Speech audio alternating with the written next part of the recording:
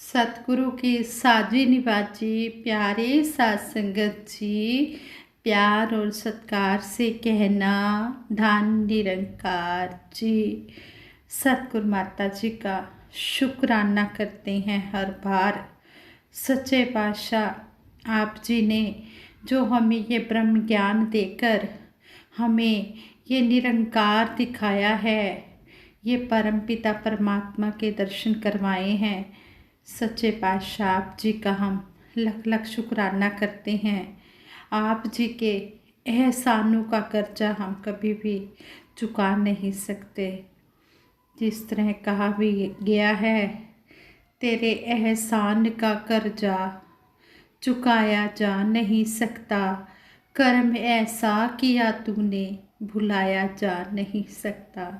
सतगुरु माता जी आप जी की इसी तरह मेहर भरी नज़र हम सब पर रहे, मेहर भरा हाथ हम सब पर रहे, यही हम आप जी से आशीर्वाद मांगते हैं। और सतगुरु माता जी के आशीर्वाद से दासी ये विचार रखने जा रही है। आप जी ये विचार प्रवान करें, अगर कोई गलती हो जाए तो क्षमा करें। साथ संगत जी, दासी एक स्टोरी आप जी के चरणों में शेयर करने जा रही है। इस स्टोरी द्वारा हमें यही समझाया गया है, जब हम सब कुछ सतगुरु निरंकार के ऊपर छोड़ देते हैं तो ये बिना मांगे ही हमें वो दे देते हैं जिसके बारे में हमने कभी सोचा भी नहीं होता। इसलिए हम कभी भी कोई कामना रखकर सेवा सिमरन सत्संग ना करें। हम निष्काम भाव से ही सेवा सिमरन सत्संग करते चले जाएं। कहते हैं एक बार किसी देश का राजा अपनी प्रजा का हालचाल जानने के लिए किसी गांव में घूम रहा था। घूमते घूमते राजा के कुर्ते का बटन टूट गया। उसके सेवक उसी समय ही गांव के दर्जी को लेकर राजा के पास आ गए। दर्जी ने बहुत ही अच्छे ढंग से कुर्ते का बटन लगा दिया। बटन लगाने के बाद दर्जी जाने लगा। तभी राजा ने दर्जी से पूछा कि बटन लगाने का क्या इनाम दिया जाए। अब दर्जी सोचने लगा कि क्या मांगा जाए, क्योंकि बटन तो राजा का था। उसने तो सिर्फ अपना धागा ही प्रयोग किया था। इतने से काम का क्या इनाम मांगा जाए। दर्जी बोला, महाराज बहुत छोटा सा काम था। यह तो मेरा सौभाग्य है कि मुझे आपकी सेवा करने का अवसर मिला है। राजा देखना चाहता था कि दर्जी उससे क्या मांगता है, क्योंकि वह इलाके का एकमात्र दर्जी है, तो उसका व्यवहार साधारण लोगों से कैसा होगा, यह राजा देखना चाहता था। इस बात पर राजा ने जोर देकर पूछा कि क्या दिया जाए, तो दर्जी सोच में पड़ गया। दर्जी लालची नहीं था, इसलिए उसने राजा से कहा, महाराज जो आपकी इच्छा हो आप दे दीजिए।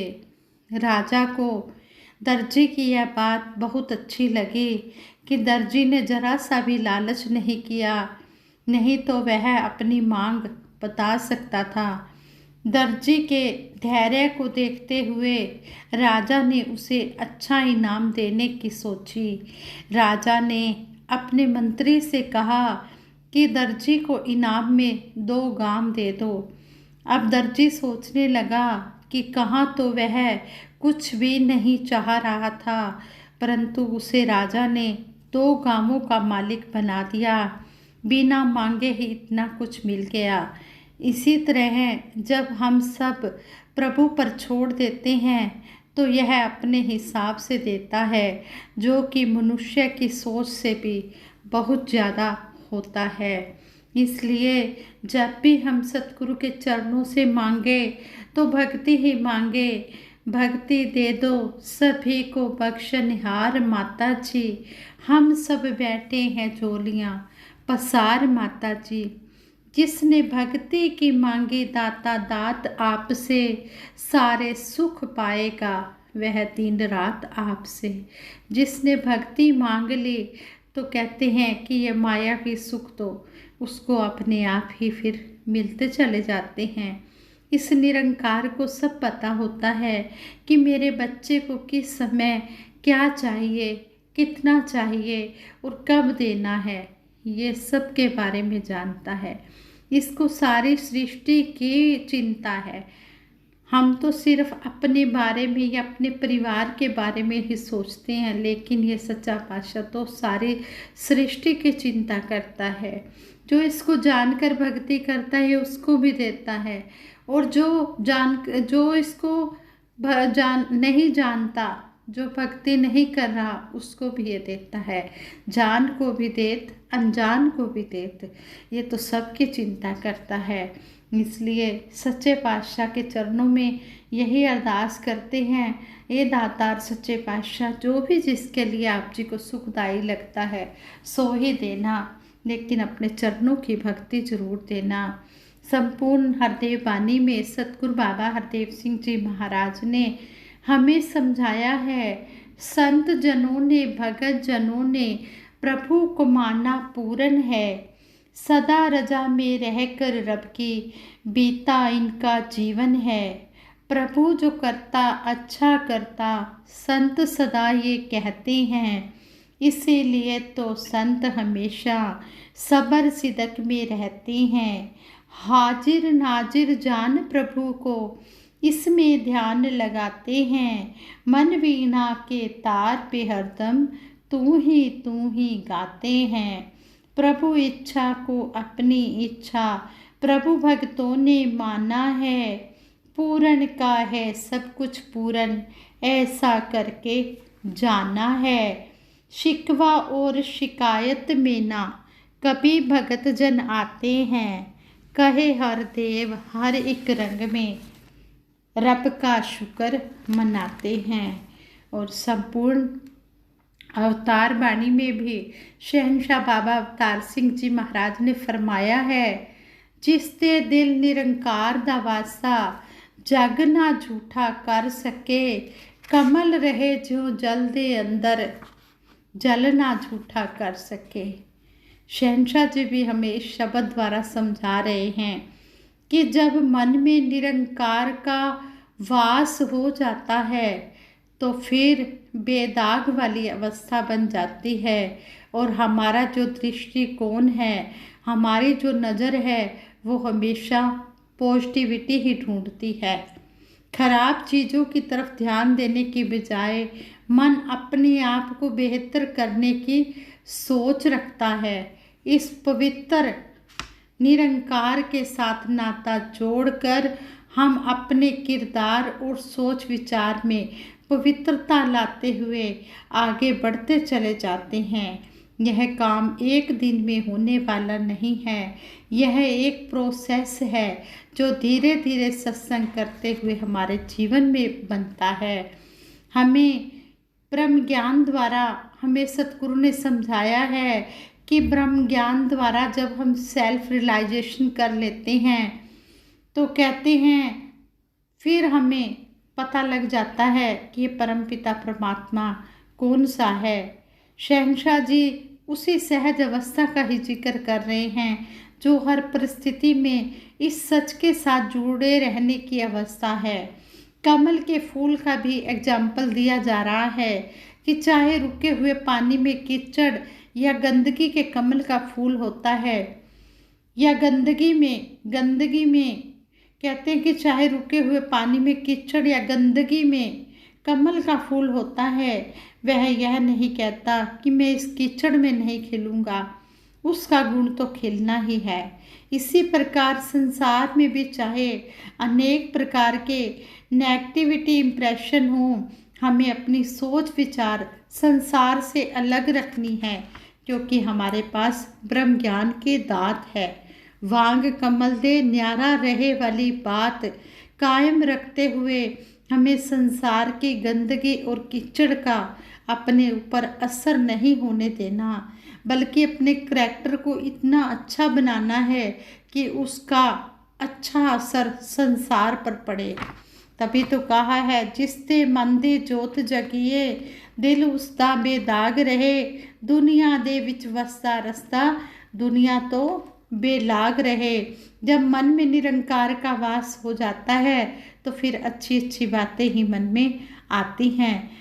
कहते हैं, फिर जब आध्यात्मिक जागृति प्राप्त करके हम अपने असली लक्ष्य को जान लेते हैं तो जिंदगी के हर पहलू में, चाहे वो पारिवारिक रूप हो या कामकाज या जिम्मेदारियां निभाने का रूप हो, हम हर समय इसके साथ अपने लिए जोड़ के रखते हैं। कहते हैं कि जीवन जीने के लिए हमें भोजन चाहिए, वस्त्र भी चाहिए और घर भी चाहिए, पर हम इन वस्तुओं को इतनी इम्पोर्टेंस ना दें। अगर वो किसी कारण हमसे छीन भी जाएं तो हम उदास ना हो। हमें इन पदार्थों से नहीं जुड़ना है, हमें अगर जुड़ना है तो इस निरंकार से जुड़ना है। जो भी निरंकार कर रहा है हमारे लिए अच्छा ही कर रहा है। हम सब कुछ निरंकार की रजा पर छोड़ देंगे। अगर काम पूर्ण हुआ तब भी इसकी कृपा, और अगर ना हुआ तब भी इसकी रजा।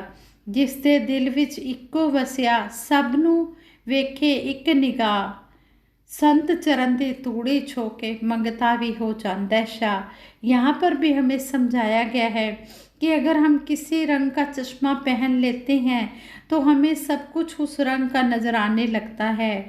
इसी तरह अगर ब्रह्म ज्ञान की नज़र होगी तो फिर हम इंसानों को उनके पहनावे, खान पान, जाति पाति, अमीर गरीब के भेदभाव की नज़र से नहीं देखेंगे।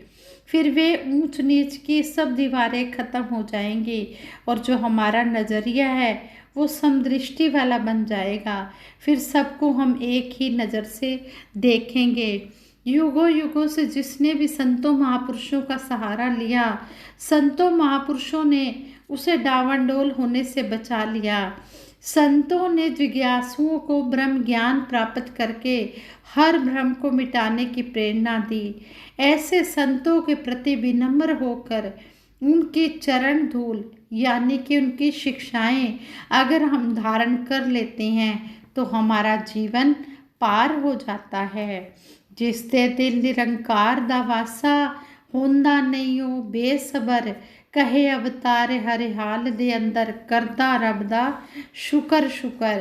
कहते हैं कि विश्वासी भगत के आगे संसार की कोई भी परिस्थिति आ जाए वो मन को बेचैन नहीं होने देता, डोलने नहीं देता। वो सहज अवस्था और शुक्राने के भाव में ही रहता है। वो बेसब्र या बेबस ना होकर निरंकार के किए को सर आंखों पर लेता है। हमें हमेशा शुक्राने का भाव रखना है, चाहे सिचुएशन में कितना ही बदलाव आता चला जाए, चाहे गर्मी हो, सर्दी हो, बरसात हो, कोई ऐसा भी मौसम हो, कोई दुख कष्ट आ रहा है, कुछ भी आ रहा है, खुशी हो या गम हो, हमने एक रस ही रहना है। कहते हैं गुरसिक शिकवे न करके शुक्राना करता है और जो संभव हो वो प्रयास करता है। यह परमात्मा जो हमारा रचनहार है यह पल पल की जानता है और इसे ही पता है कि हमारे लिए सबसे ठीक क्या है। गृहस्थ में रहते हुए कभी कभी आर्थिक समस्या भी आ जाती है, पर हमें इस नाम धन के साथ जुड़े रहना है, क्योंकि जिसके पास यह राम नाम रूपी धन है वही सच्चा शाह है। जिससे पल्ले नाम धन से ही सच्चे शाह। दातार सभी पर कृपा करे, सभी सेवा सिमरन सत्संग करते हुए अपने जीवन को भी सुखदायी बनाएं और संसार पर भी अच्छा प्रभाव डालें। संगत जी, ये हमें जो सीखने को मिल रहा है, हमने इन बातों पर अमल करते चले जाना है। कभी भी शिकवे शिकायत नहीं करनी, हरदम शुक्र ही मनाना है, शुक्र ही करना है कि सच्चे पातशाह आप जी की कृपा से जो समय बीत रहा है बहुत अच्छा बीत रहा है। आगे आने वाला समय भी सतगुरु निरंकार की कृपा से अच्छा ही होगा। जब इस तरह हम हर समय सतगुरु का शुक्राना करते हैं तो सतगुरु बिना मांगे ही वो खुशियाँ दे देता है जो कभी हमने सोची भी नहीं होती। सतगुरु की सोच तक तो हमारी सोच पहुंच ही नहीं सकती। सतगुरु की सोच तो बड़ी विशाल है, हमारी सोच तो बड़ी छोटी सी है। सच्चे पातशाह, जो भी आप जी को हमारे लिए सुखदाई लगता है सो ही करना। हम कुछ नहीं जानते हमारे लिए क्या भला है और क्या बुरा है। आप जी ही सब कुछ जानते हो। आप जी को ही भविष्य का भी पता है, वर्तमान का भी पता है। जो अब हो रहा है वो भी आपको पता है, जो आगे होगा वो भी आपको पता है। दातार सच्चे पातशाह, बस आप जी के चरणों से यही आशीर्वाद मांगते हैं कि जो ये मानव जीवन का हमने लक्ष्य प्राप्त करना है, बस इसको हम आखिरी श्वासों तक आप जी के चरणों में निभा कर चले जाएं। यही आशीर्वाद मांगते हैं। दासी से विचार करते हुए कई प्रकार की गलतियां हुई होंगी, उन गलतियों के लिए आप जी क्षमा कर देना और सबके भले के लिए दासी सिमरन करवाएगी। सभी ने मिलकर इसमें सहयोग देना है। तू ही निरंकार, मैं तेरी शरण हाँ, मैनू बख्श लो। तू ही निरंकार, मैं तेरी शरण हाँ, मैनू बख्श लो। तू ही निरंकार, मैं तेरी शरण हाँ, मैनू बख्श लो। बोलिए सतगुरु माता सुदीक्षा सविंदर हरदेव जी महाराज की जय। निरंकारी राजमाता गुरुबचन अवतार की जय। साथ संगत जी प्रेम से कहना धन निरंकार जी।